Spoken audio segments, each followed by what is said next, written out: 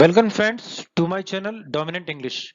Today we are talking about simple past tense, its identification, usage and formation of sentence. It is specially recommended for 8th, 9th, 10th and 11th classes and equally useful for all competitions. आज हम बात करते हैं simple past tense की। अब simple past tense को किस प्रकार से हिंदी और इंग्लिश के अंतर्गत आइडेंटिफाई किया जाए। फर्स्ट ऑफ ऑल, आइडेंटिफिकेशन इन हिंदी। हिंदी वाक्य के अंत में था, थे, थी अथवा आ, ए, ई की आवाज आती है तो वे वाक्य सिंपल पास्ट टेंस के होते हैं। अब बात आई आ, ए, ई की आवाज कैसे आती है। अगर हम बच्चों को ये सिखाते हैं कि हिंदी वाक्य के अंत में था, थे, थी आते हैं तो बच्चा कहेगा मैं आया, वह गई, वे आए।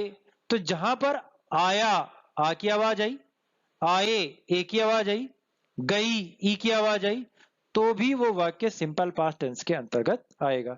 इट मींस अगर थातेती आए या आ ए ई आए, इट मींस वो सेंटेंस जो है, अगर ये दोनों ही चीजें थातेती अथवा आई अगर सेंटेंस के एंड में नजर आती हैं तो वो सेंटेंस आपका सिंपल पास्ट टेंस में होगा।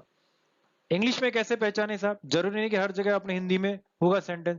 इंग्लिश में सेंटेंस दिया हुआ है तो identification in English sentence, if we find past form means V2, verb की सेकंड फॉर्म को past form of the verb कहते हैं। In a sentence the sentence is in past tense. यदि कोई सेंटेंस आपने देखा है और उसके अंतर्गत सब्जेक्ट के बाद में वर्ब की सेकंड फॉर्म दी हुई है तो इट मींस वो सेंटेंस आपका सिंपल पास्ट टेंस में है। अब ये हमने देख लिया कि इसका आइडेंटिफिकेशन हिंदी और इंग्लिश में क्या है। अब देखते हैं इसके यूजेस क्या क्या हो सकते हैं, कहां हम इस टेंस का यूज कर सकते हैं। First of all, it is used for activities or events which took place in the past and are not connected with the present। अब ये बात मैंने क्यों लिखी है are not connected with the present, क्योंकि कई बार स्टूडेंट्स को ये कंफ्यूजन होता है कि प्रेजेंट परफेक्ट में और पास्ट में दोनों में काम खत्म हो चुका है, पर प्रेजेंट परफेक्ट में वो जो घटना है या वो कार्य है वो प्रेजेंट के साथ कनेक्ट होता है, जबकि पास्ट में are not connected. It means ये एक्टिविटीज और जो आपका इवेंट है उसका प्रेजेंट से कोई लेना देना नहीं है, not connected with the present. For example, they left the group yesterday. इसका मतलब उन्होंने जो ग्रुप को छोड़ने की क्रिया की वो कब करी थी साहब? आपकी यस्टरडे को ही कर ली, मतलब भूतकाल में आपने ये ग्रुप छोड़ दिया। Next use, it is used to show habitual activities in the past. अगर भूतकाल में कोई आपकी आदत थी और उस आदत को आपको शो करना है, भूतकाल की कोई एक्टिविटी थी उसको शो करना है तो आप जो है सिंपल पास्ट टेंस का यूज कर सकते हैं। For example, Richard went to cinema every Sunday. Richard प्रत्येक रविवार को सिनेमा जाया करता था, तो ये यहां पर गो की सेकंड फॉर्म अप्लाई होगी। Next, it is used with certain phrases to indicate desirable और imaginary situation. The phrases are would, I wish, would rather, if only, as if, as though, supposing, it is time, etc. The time reference in such sentences is future or present. This is important कि ये सब चीजें जो है इनमें sentence के अंतर्गत अपन को प्रेजेंट या फ्यूचर का टाइम दे सकता है, बट फिर भी आपको क्या अप्लाई करना है? पास्ट टेंस, क्योंकि वहां पास्ट का टेंस नहीं दिया, लिखा है नॉट पास्ट, पास्ट का कोई आपको रेफरेंस नहीं दिया गया, फिर भी आपको फिलअप कौन सी क्रिया करनी है? वर्ब की सेकंड फॉर्म अर्थात पास्ट टेंस।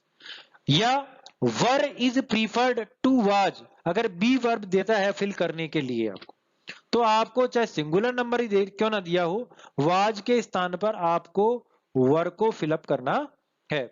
क्यों फिलअप करना है? इन expressing supposition and desires. This is important, this is important. क्यों? क्योंकि परीक्षा के अंदर चाहे वो कंपटीशन एग्जाम हो, जनरल एग्जामिनेशन हो, आपसे इस प्रकार के सवाल पूछ सकता है। और बच्चा कहां कंफ्यूज होगा?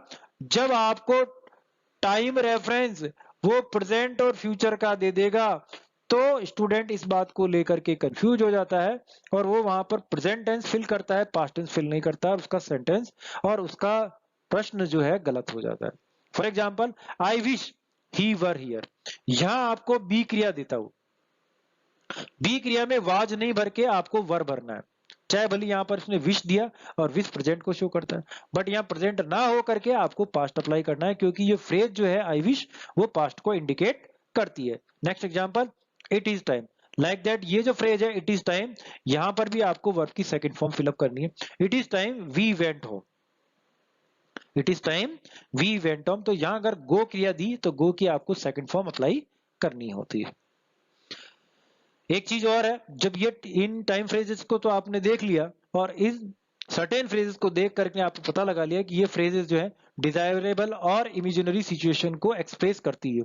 साथ ही साथ कुछ कीवर्ड्स होते हैं जो आपको बताते हैं कि ये जो सेंटेंस है वो किस टेंस के अंतर्गत है, वो पास्ट टेंस में, जैसे ago, yesterday, last, once, sometimes back और पास्ट टाइम्स रेफरेंस। अगर ये चीजें हैं तो इट मींस ये कीवर्ड्स हैं जो आपको आइडेंटिफाई कराएंगे कि ये पास्ट टेंस का सेंटेंस है, और आपको क्रिया जो फिल करनी है वो पास्ट टेंस की क्रिया फिल। नाउ फॉर्मेशन ऑफ सेंटेंस, किस प्रकार से हम सेंटेंस को फॉर्म करें, वाक्य का निर्माण हम किस प्रकार से करें। वाक्य निर्माण करने के लिए मैंने पहले ही बता चुका हूं आपको कि सेंटेंस जो है there are 4 kinds of sentences, उनमें पहला जो काइंड है वो स्टेटमेंट होता है, और स्टेटमेंट में बी डिवाइडेड इनटू अफर्मेटिव और नेगेटिव। तो first of all we are going to learn affirmative और पॉजिटिव सेंटेंस। इसको बनाना है तो आपको सबसे पहले सब्जेक्ट को आगे लाना होगा, फिर क्रिया की सेकंड फॉर्म अप्लाई करनी है, फिर object, it mean subject plus V2 plus object. For example, वह कल पुस्तक ले गया था, सब्जेक्ट हुआ आपका ही, ले गया अर्थात कैरी, कैरी की second form carried, a book yesterday, तो यस्टरडे से आपने इसको आइडेंटिफाई किया कि पास्ट टेंस है। पिक्चर भी आपका यही कह रहा है कि वह कल पुस्तक ले गया था।